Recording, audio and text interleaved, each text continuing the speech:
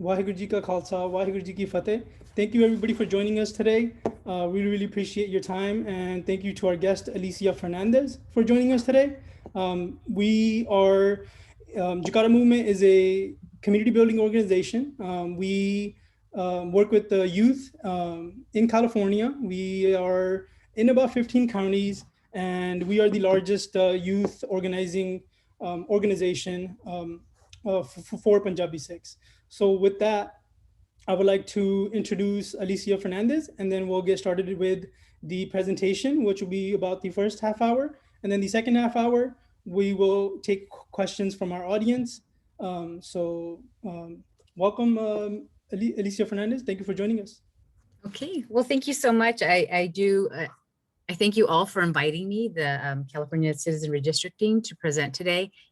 And I just wanted to give a little background of myself. So I am from Yolo County. I grew up in a small rural community, and that's some tomato fields behind me. That used to be across the street from us. So my parents immigrated from Mexico. And so from there, they had 8 children, and I'm number 7 of number 8. And for them, education was the most important thing. So they made sure all of us went to college. Just like many other immigrants, they came here to provide a better life for their families.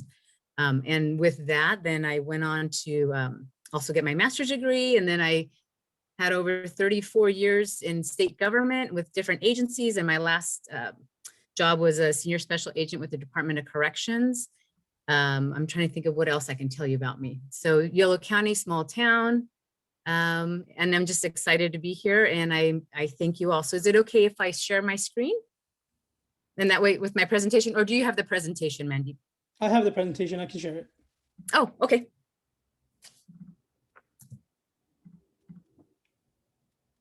Okay, perfect. So redistricting can be confusing for those that may not know what it is.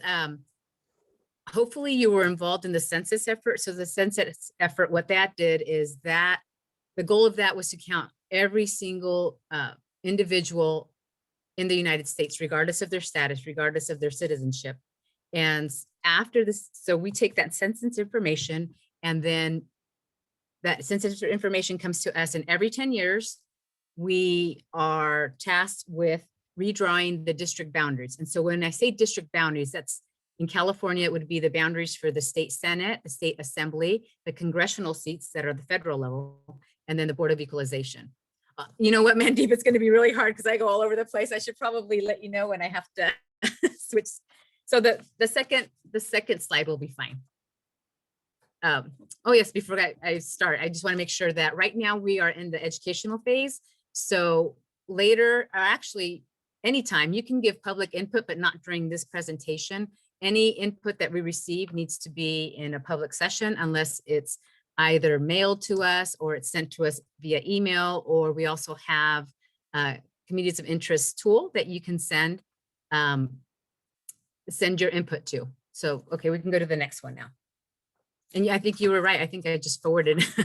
But anyway, so what I was saying is we take the census information, we redistrict because people do move. So we can probably go to the next slide. And the reason we have to change, or the reason we do change the district boundaries every 10 years is that the communities change. There's migration in and out throughout California, or from one state to another. And so what the redistricting effort does is it tries to equalize it. So it tries to bring the districts back into as close to equal districts population-wise as possible. And when I say population-wise, it's every Californian. And as the slide shows, it explains the different methods and the different ways. And one of the something that COVID did, which I think it probably happened in the Los Angeles area, but it did happen in the San Francisco area, is we saw quite a bit migration away from the San Francisco area because now you could telework. You didn't have to live in San Francisco. You could work from wherever. So I am very close to Sacramento County. So we showed a tremendous growth in Sacramento County and some of the surrounding communities, because instead of them living in the Bay Area where they had to rent, they could actually afford to buy homes, which you can only imagine what that did to our housing, but that's here nor there. So that just shows the different patterns that we have throughout the state. So we should go to the next slide. And so one of the greatest powers that people of California has is to elect their own representatives to conduct their business. What happened prior to 2010 is the legislatures drew the maps. They drew the maps of the individual districts. And in 2008, Californians voted to take that power away from the politicians and give it to the citizens of California. And that's what's called the California Citizens Redistricting Commission. So it's an independent commission of 14 members, 5 Republicans, 5 Democrats, and 4 that are not Republican or Democrat. And throughout the state, it was a whole year process, and we can get to that later. So as this slide shows, that redistricting has been used at times to exclude communities from political power. By fully participating in and monitoring the upcoming redistricting process, more communities may have a better opportunity to elect candidates of their choice who will voice their needs and their interests. And then slide number 6. Thank you. Power to the people. So this basically, as I mentioned earlier, it's taking the power away from the legislature, who some would argue that may have a vested interest in as to how these districts are drawn, and giving it to an independent commission that has different criteria that we'll go into later, that we use to draw the new district boundaries. And another thing is to champion your issues, as we have the opportunity to elect representatives that advocate for your issues, which is very important in a state like California, where issues can vary drastically from one street to the next. And I'm sure you're well aware of that. And there are different issues that you may want to champion. Northern California may want to champion water and agricultural issues, whereas Southern California might want to champion issues dealing with transportation, housing, and employment. And also with that, you also want funding priorities. You want to be able to elect someone that's going to have the same issues and priorities as you are, so that you can obtain the funding for that. And when they start to build a budget, you want a representative to fight to ensure your community gets the financial resources it deserves in various services such as education, transportation, water, and fire protection. And in terms of the community boundaries, the district process is all about drawing lines and determining which communities get grouped into districts. Your input in this process is essential to help the commissioners, us, understand where your community starts and ends. Your community priorities will be very different from your neighboring communities, and who better to tell us where your community starts and ends than you individually. And the next one, and I alluded to this in the beginning in terms of this is the process. First was the census, so every 10 years, the entire US population is counted, and that data is used to draw new maps to account for population shifts across the states and the districts. Excuse me. And the reapportionment, that is on the federal level with the US congressional House seats. Right now, California has 53 House seats, and there's discussions that our population isn't growing as much as it has in the past. We might lose 1 or 2 seats. We don't know yet. We won't know until the end of August, or actually maybe the end of April. We're not sure on the dates. Census has been delayed this year because of COVID issues. Normally, we would have that information at the end of March, and now they're telling us they're going to have it to us at the end of September. So there's about a 6-month delay right now. And then we use those two numbers and information to go into the redistricting, which is when we're drawing the new boundaries. And the goal of that is fair representation. And as I already mentioned before, the legislatures drew the map, and now we have an independent commission, and this system will hopefully lead, and that's the whole goal, is to lead fair representation, which gives the people the power to choose their representatives. And we'll go to the next one. And so this slide, this is just kind of showing how district boundaries could be drawn.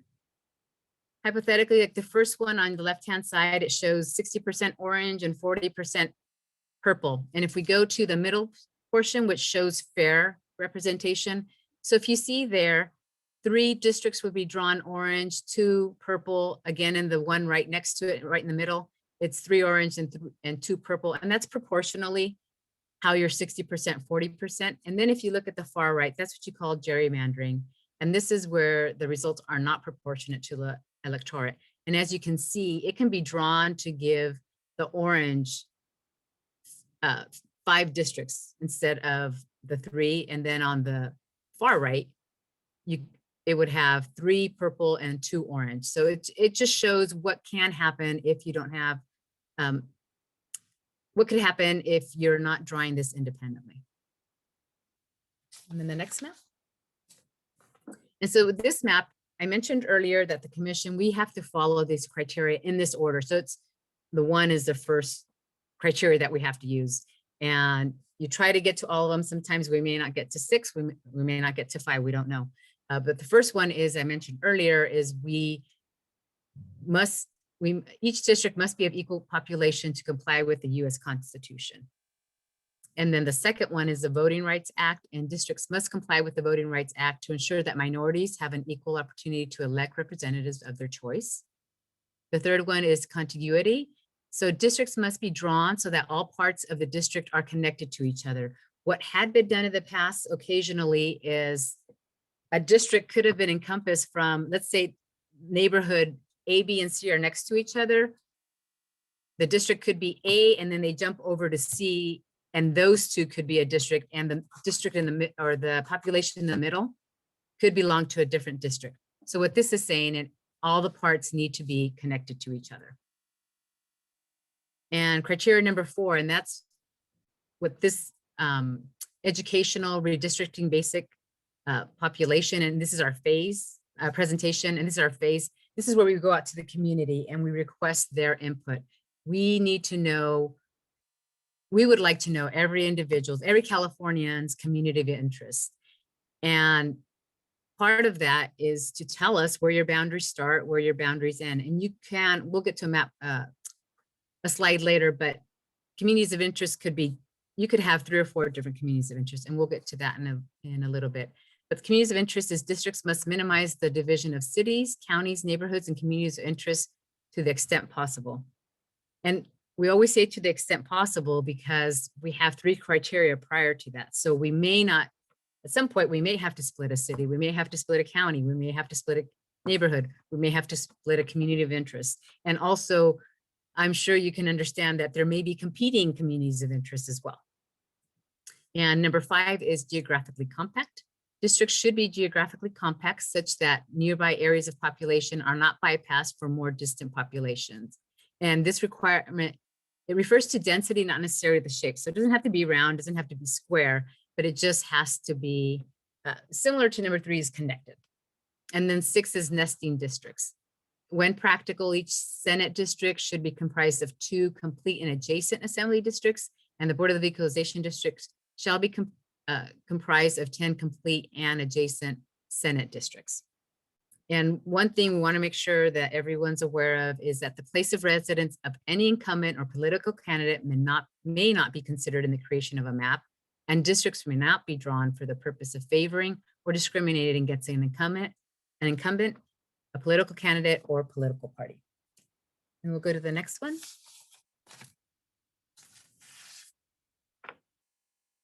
And here we're showing the different redistricting efforts. Right now, what I'm talking to you about is the state level. So the state level, again, is the congressional, the state Senate, state assembly, and Board of Equalizations. Counties also use the census data for their own redistricting efforts. Some have their own process. Some counties may not redistrict. It all depends on the information and the data they receive. Cities, over 482 cities, some with their own process as well, using, again, the census data. School districts, right there, I thought there was over 1,000 school districts. I guess they've consolidated, but school districts will go through their own redistricting efforts. And there's other redistricting efforts. You have water districts, you have community colleges, college districts. And what I encourage you to do, and I know it may be a little challenging at times, but I would encourage you to be involved in all of these processes because your input is very important and relevant to each redistricting effort. To number 10, and I'll just go through this quickly. I kind of already went through it before, but so 2010 was the first time we had an independent redistricting commission. And that was because Californians voted to take the redistricting process out of the legislatures and into the Californians' hands. And then Proposition 11 added, I'm sorry, Proposition 20 added the congressional districts. And we just noted down below some of the other commissions that also have independent commissions. So this is only the second time that the Independent Citizens Redistricting Commission has gone through the redistricting effort on a statewide level. And the next one. I'm not really going to talk too much about it. It's just kind of saying the process that we went through. It was a year-long process, initially 20,000 applications, and then you get down to 14 people. So needless to say, it was quite a journey to go through each process. And each time there's a 3-member panel from the state auditor, and they are the ones that kind of, they vet all of the applicants, and they come down, they got down to 60 applicants that went to the legislature. The legislature has the opportunity to strike some of the applicants, and how they divide the applicant pool is by, there were 60 that went to the legislature, so 20 were Republican, 20 Democrat, and 20 that were not Republican or Democrat. And so the first 8 of the 14 were selected, similar to how, if any of you have gone to bingo and you have the little, the balls that come out. So each one of the applicants that were left had a specific number. And if your number was drawn, the first 8 were selected that way. And then the first 8 selected the final 6. So the final 6, the first 8 were supposed to select the final 6 that were hopefully representative of California in terms of if there was an area either of expertise or maybe ethnicity or race. It was, the last 6 were left for that, so you could try to balance it out to try to replicate Californian, the makeup of California. And it turns out that half are from Northern California and half are from Southern. You can go to the next one. I think that one's just all the commissioners. So as I mentioned, there's 14 of us, wide range of different backgrounds. So it happens that 7 are from Southern California, 7 from Northern, 8 women, 6 men. So they're outnumbered. Woo, I don't think we have that very often, but it just so happens that way. If you want more information, you can always go on our website, and there's bios for all of us. And so for the next one, oh, something happened to this one. Okay. Let me look at mine because I think we're missing a few things on that one. We can go back. That's fine. Commissioner duties. So right now, what we're doing, actually, this is called our outreach effort. Part of our outreach effort, which is the education part of it. Then we will go into the input stage. And that's why I wanted to make sure early on that you understood that this is not the input stage.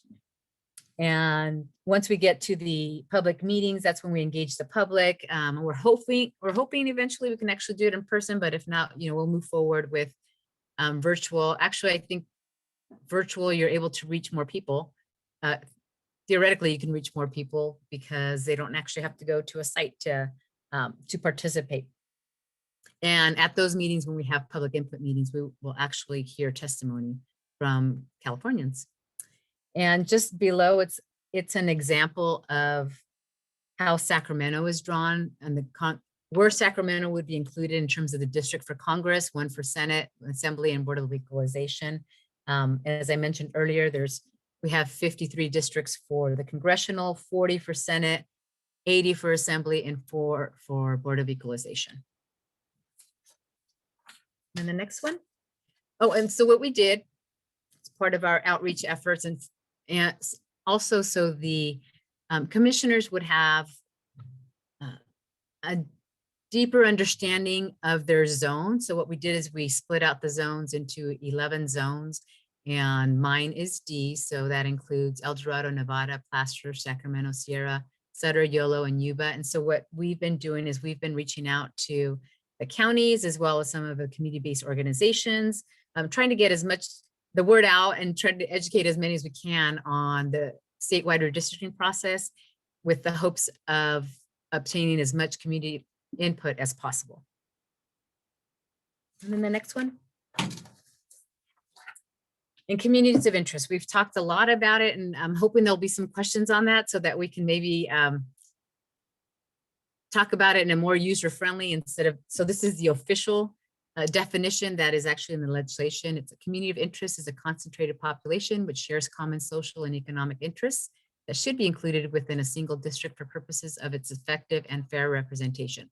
Examples include culture, areas in which the people share similar living standards, use the same transportation facilities, have similar work opportunities, or have access to the same media. And this is when I mentioned earlier, is people can actually belong to multiple communities of interest. And you can define your community in whatever format, however you define your own community and how you see that community being. And actually, if you have a family, there's 4 in my family, and I'm pretty sure we would each draw our community of interest differently. Some might be, my sons might be where they go to school. Mine might be where I go to work. Mine might be, my husband's might be religious beliefs. Maybe that's important to him. It could be a social side of it. You just never know. And like I said, you could have more than one community of interest. And the next one. So participating in the process. And there is the website, it's drawmycacommunity.org. And that's what we call our community of interest tool. It's, if you go to that website, you can submit your community of interest. It almost looks like a Google Maps. And it'll ask you just 3 simple questions: describe your community, draw your community, and then you send it to us. But there also in there is now which community should you be included with and which shouldn't you not be included with. And it's really a very simple process. It can be done anonymously, or you can also put your email address. And if you put your email address, it'll be sent back to you so that you have your actual number of the community of interest that you submitted for yourself personally. And that information will go into our database, and that's the information we use in the future to draw the maps. And aside from using the community of interest mapping tool from drawmycacommunity.org, you can also go to our website. We draw the line ca.org, or you can also send it via email, and there's email addresses there. Is a Votershirts Act at crc.ca.gov, and you can also send it to us via mail. Sometime in the future, we will also have a hard copy that you can download, and you can actually send that to us as well, so that we have that information. And down below, it's just that shows our communities of interest mapping tool.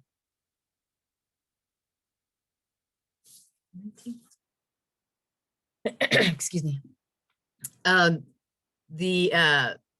Fortunately, the legislature anticipated some potential issues due to COVID, so they actually submitted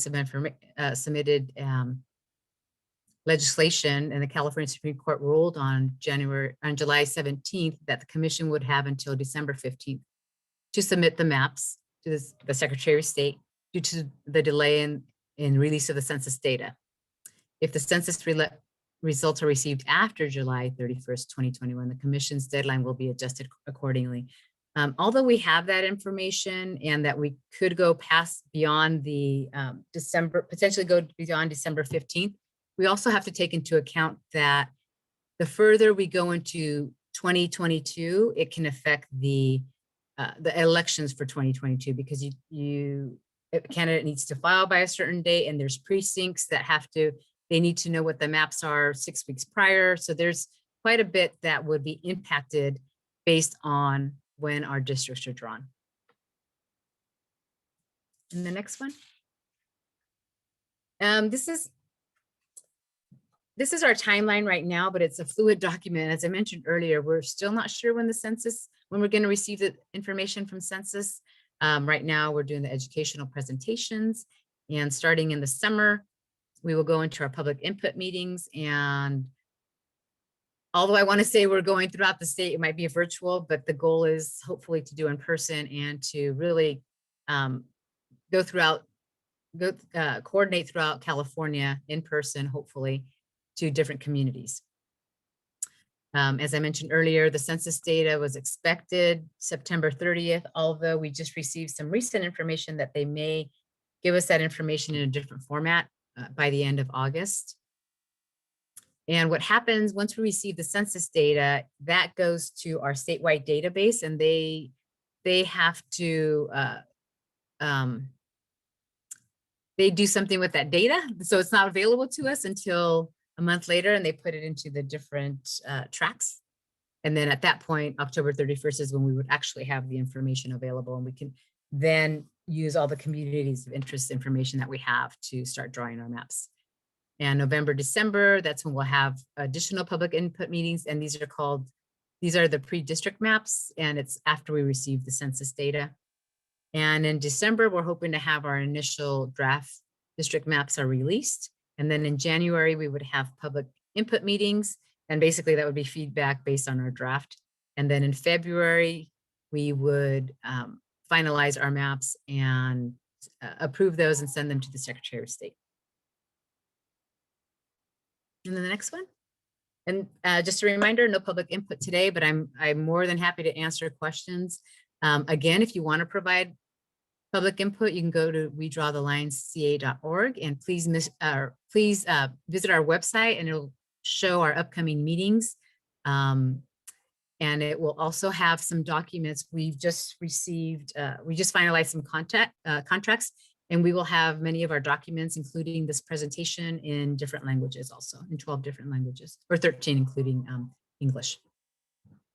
And I think that's it. I think I went really fast.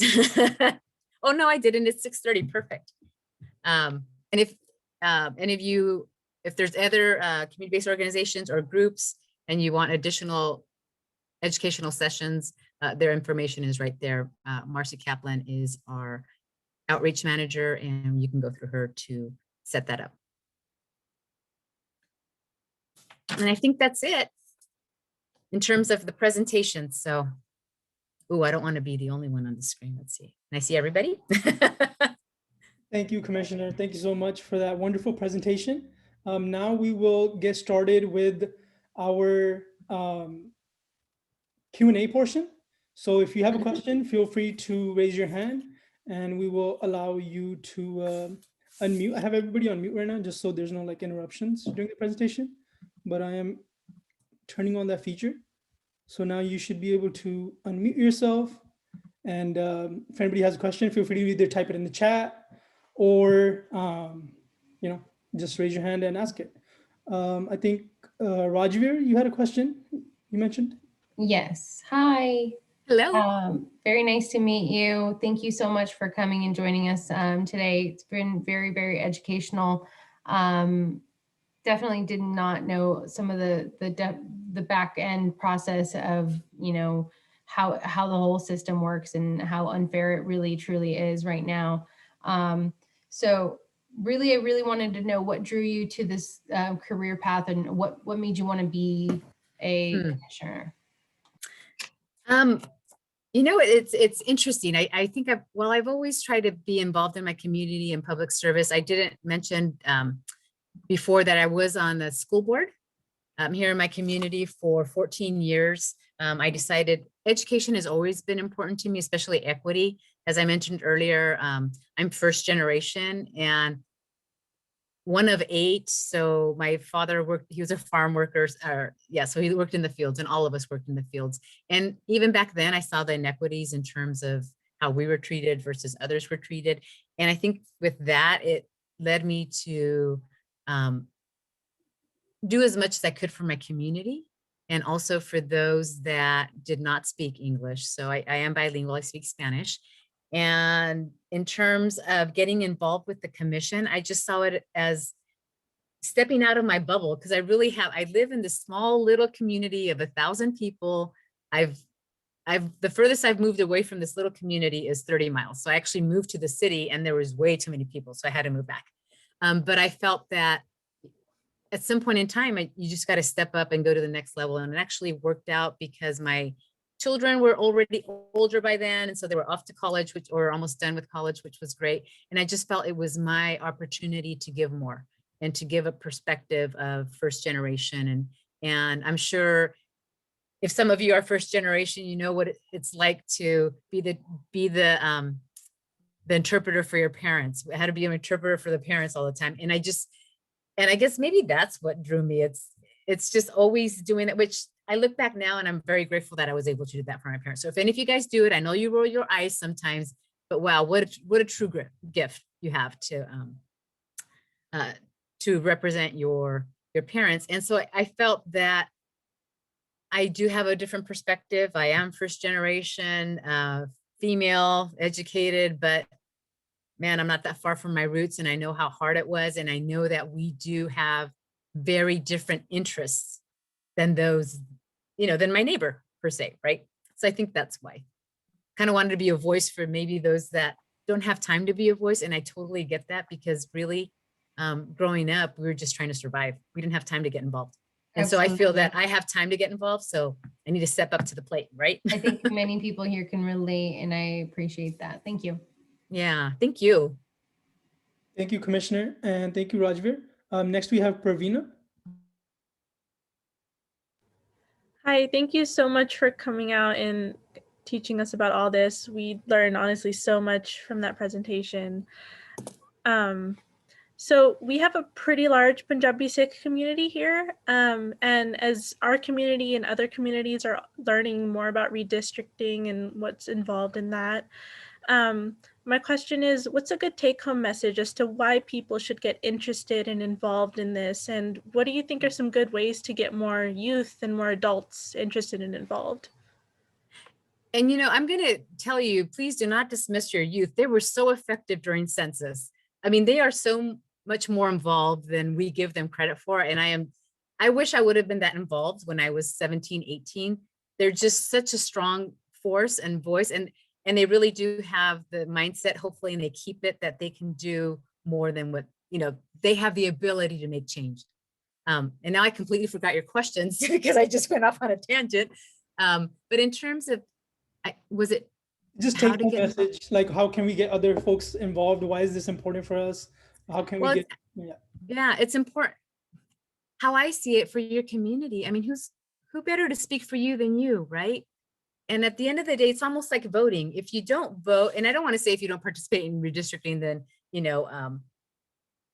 what I used to say is if you don't vote, you can't complain, but that's not the right thing to say. But you really do need to be involved, because I don't know what your community of interest is, but I'm going to be drawing a district, and I really want to know, I honestly want to know, what is your community of interest? How do you see your community interest? Why shouldn't your community be grouped with a different district, right? And this is the opportunity to voice that information so that we hear you. I mean, I can't make promises. The communities of interest, some will probably have to be split just because of the numbers. When I said each district had to be equal, it has to be equal, like within one, with a population of one. So I'm not sure how these lines are going to be, but they won't be straight. But I would just urge them to do it for themselves and do it for their parents. I mean, I see it where I do it for my parents, because they came to this country, and my goodness, what they sacrificed to come here, right? To make it better for us. And now I need to try to make it better for the next generation. And even if you're a youth, you can make it better for the generation behind you, because there's still a 5-year-old that needs you to be their voice, because right now they don't have a voice, right? I hope that answered your question. That was a good question. Yeah, they're all good questions. Thank you so much. Thank you, Commissioner Praveena. Next, we have Mandeep Joel. Hi, Commissioner. Thank you so much for joining us today. We really appreciate it. I feel like you answered part of the question I have, but what are you excited about, and what makes you nervous about the commissioner process? Oh, what makes me excited about it? What makes me excited about it, honestly, is meeting all of you. Having to go virtual was just so disappointing to me, because my true passion would be to go out there and meet people in person. But as I mentioned earlier, I'm probably able to meet more people this way than I am, traveling throughout the state. So that was what I was most looking forward to, and hearing the stories. We did get to hear some stories. We were doing the language access, and we had a Oromo and Somali population, quite a few of them phoned in, and they were talking about, some of the issues that they go through, that all of us have experienced, of having And these were the parents and them having to have their children come with them to translate and interpret. And so that really kind of hit home for me. So I feel that that's probably, I feel that hopefully I'm sensitive and understanding of what immigrants have to go through. And it's not easy. And, you know, I look at my mom and dad and it's like, I don't know if I would have been brave enough to do that. I mean, to pick up everything and come to this country and start over and leave the comfort of your community and your family and your support.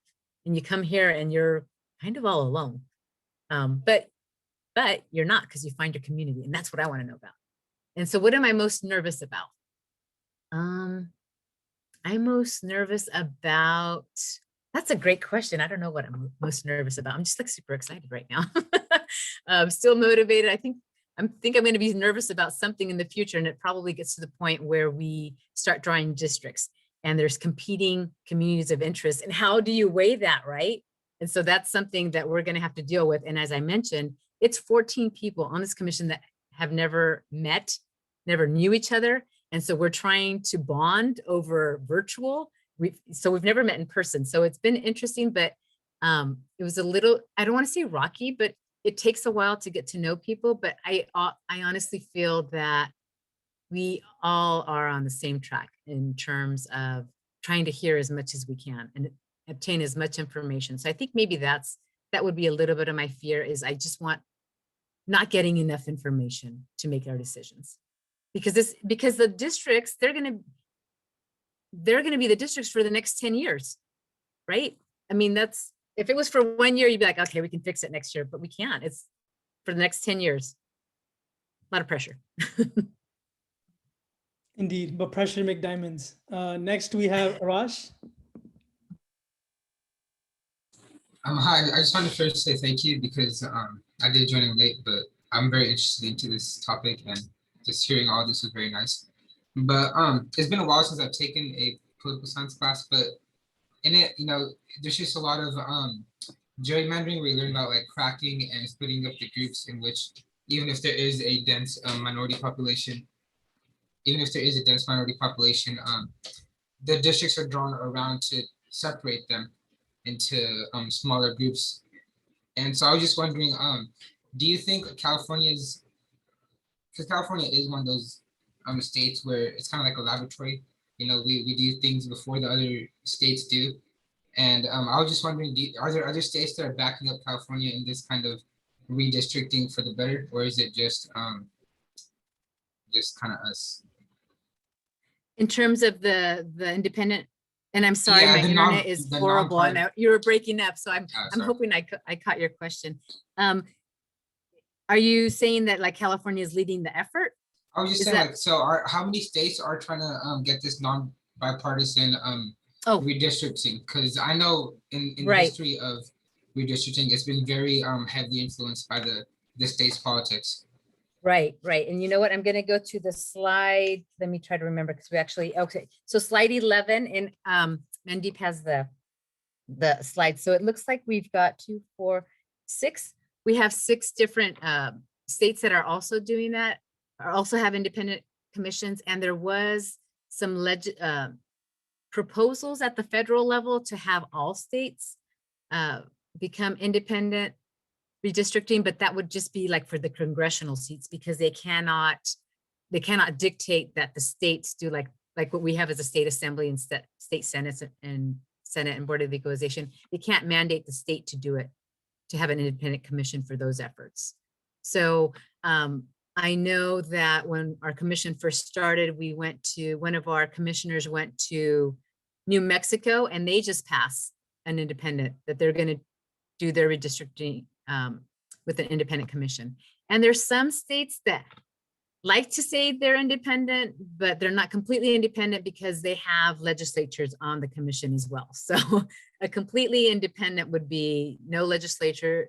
In ours, we couldn't be a legislature. There was all this criteria where we could be excluded from becoming independent or being an applicant.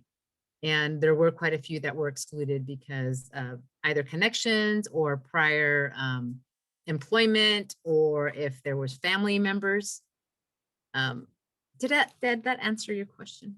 Hopefully. Yeah, I did, but then I kind of had a follow-up question where it was, Okay, I like follow-ups. so is there like a trend in Congress right now to have this bipartisan kind of independent votes, or is it just still that traditional sense and belief? Right. I think, like I mentioned, there was some, is it HR1? I think it's HR1. I can't remember if it's HR1 or a different one. That passed through, I can't remember which house, but they don't think it's going to pass because it's still partisan in terms of Democrats and Republicans, because it needs more than 50% to pass and require all states to have their congressional seats drawn by an independent commission. But I'm hopeful that as we move further, I know with the last commission in 2010, that was the very first commission. And after, because we kind of only are alive for about a year, and then we kind of go stagnant for 9 years, and then we, bloom back up. But there was funding provided to the 2010 commission. They kind of did like a roadshow, and they went to different states trying to not market, but, speak more about the independent redistricting. And so we have a few more states, and hopefully I'm hoping that other states will, maybe their residents will push for that. Thank you for the great questions, Arash, and thank you, Commissioner, for the wonderful answers. Next, we have Kitten. Hi, just want to thank you so much, for sharing everything with us. It was really valuable information. Love hearing from you and, just like your journey to becoming a commissioner. And then my question is, as a commissioner, like, what is your kind of like day-to-day look like? Like how do you go about it? The process and anything you would like to share with us. And so just so that most of the commissioners, and when I started on the commission, I had a full-time job also. I was very blessed. I've been able to retire, which was great, but working full-time and also being a commissioner, it was actually more involvement than I thought, but I also feel that it depends on each individual. It's like anything, right? You can be as involved as you want. You can put as much into it as you want. And I'm the type A that my family so likes to label me. And so I'm involved in quite a few subcommittees. So we have the commission, but then we also have different subcommittees. And so I'm probably involved in 5 or 6 subcommittees. So if we don't have a full commission meeting, then I'm usually working on one of those subcommittees. I was working on the language access subcommittee. So then I would work with another commissioner. We'd have meetings. We actually had panels. We scheduled panels on different languages to obtain feedback in terms of language access. And from that, we came up with recommendations for the commission. And then I'm also on the finance and administration subcommittee. And we also have a government affairs that follows legislation as well as census. So all of us are on some type of subcommittee. So if we're not in a full commission, we're working on that too. And it can be anywhere from 20 to 40 hours a week. It just depends. The outreach right now is really taking quite a bit of our time, but that's also, for me, it's fulfilling. I love that part of it. And it's reaching out to, as I noted earlier, to my zone of 7 or 8 counties. I kind of lose track, but yeah, so it's just meetings, coordinating, emails, trying to reach out and trying to reach community-based organizations, or trying to, what I'm trying to do next is I'm actually trying to collaborate with my 7 counties and their redistricting efforts, because it can be confusing, right? I mean, all these redistricting processes going on at the same time, and we're all using, the census data. So what I'm hoping to do is to reach out to all of the county board of supervisors and try to coordinate our redistricting efforts. And then maybe, since my counties are more rural, maybe reach out to like the 2 or 3 major cities in those counties as well with their redistricting efforts. So it's fun. It's busy though, I'll tell you that. And it's different hours.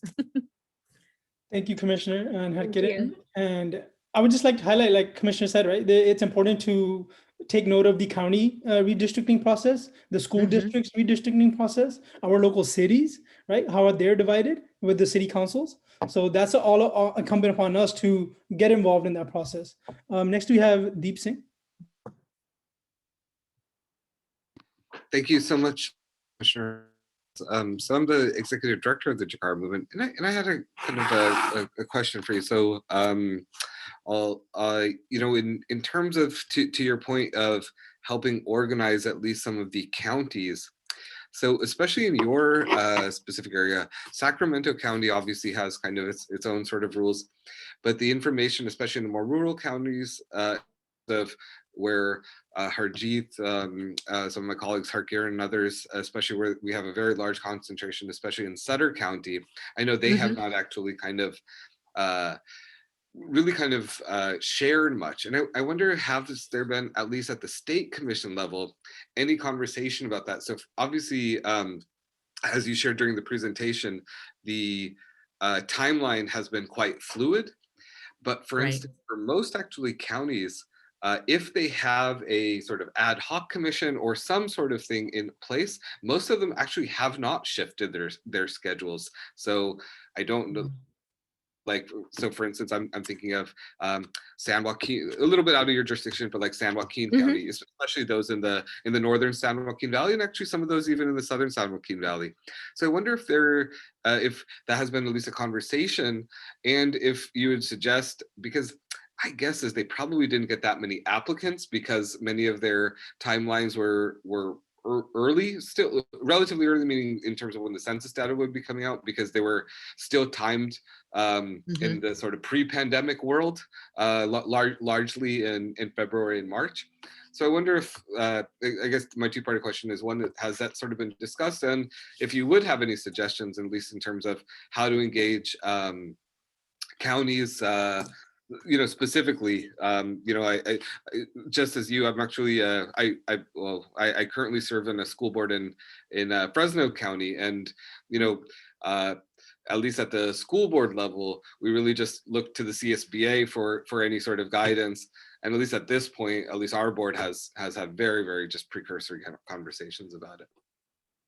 Yeah, and that's and I completely understand where you're coming from, because each county does it their own way, and some have independent commissions and some don't have independent commissions. Some will take public input, some may not be so open to public input. And the only thing I can recommend is that you bug them, right? you just keep, you know, asking for information, and you have to keep on top of like their agendas. And it would have to be in an open session, where I would assume that they have to be in an open session to redraw. But whether or not, I can't remember if it was Placer County. I received an email from one of the residents, and she told me that they're not having any public input. They're just gonna go draw their lines, and it is what it is, you know. But you always run the risk of doing it that way, because you could run into litigation if you're not following the criteria of what you need to follow in order for it to be a fair representation, correct? Yeah, so then theoretically your districts could be deemed invalid. But I wish I could help you, but it's a completely different process for each county and each city. So you can only imagine for city, and I went through it. And so thank you for being on the school board. I did do that for our school board as well. And that had to be done in public. And so just what just so, you know, there's many ways to draw districts. I guess that's what I want to say. And when they bring forward their draft maps, us, the state, as well as every different level, that's not the only way to draw a district, if that makes sense. Because oftentimes they try to, oh, here's the way, here's the numbers. But no, and I'm just speaking from experience on the school board, there's many different ways to draw the maps that have the equal numbers. But again, you want to make sure that your representation, like if you have a certain population of, like for me, it'd be maybe Hispanic, I'd want them to be kept together, right? Yeah. So sometimes you might take that information and draw your own maps, right? here's a suggestion. Yeah, thank you so much. You're welcome. Thank you, Deep and Commissioner.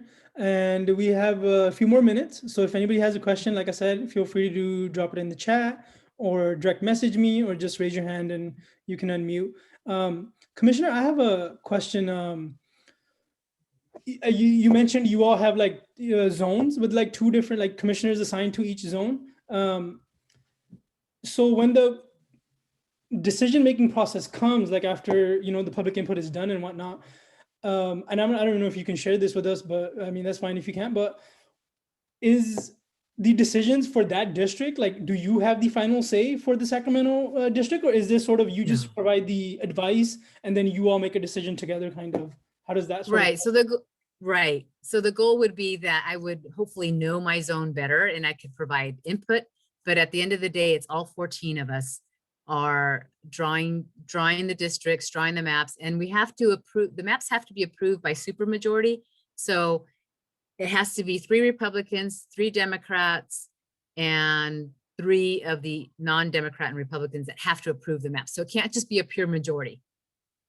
Yeah, so it's the commission's maps. It's not like an individual. And we, you try to divide and conquer the zones. So because it can be very overwhelming. And we did just recently, we're going to fill 8 positions for analysts. So please keep a lookout if you know of anyone that's going to help. They're going to help us with the outreach in our zones. Because as you can imagine, that's a lot of workload to try to reach out to all of the community-based organizations, try to reach as many people as we can. So those should be posted soon. So if you know of someone, that'd be great. And they don't have to live in Sacramento. They can live throughout the state. So I'm just doing a little bit of recruiting. No, definitely we'll pass on the word to all the people we know. And, again, just want to thank you. Seems like I don't want to, I want to be respectful of your time. So I don't think we have any other questions. Nobody sent it in the chat. But yeah, if you have any final words, for us on, whatever, either it's why get involved, what are the, things of if you don't get involved, what can happen, feel free to share whatever's on your mind. Yeah, well, I mean, I just want to thank you for, this is a great, a session. I really enjoyed it. Great questions. I hope that I've motivated you to get involved and explained why you should get involved. And I really want to hear your voice. I mean, I want to share my community. I really want to know what your community is. And I just want to make sure we keep you together if we can.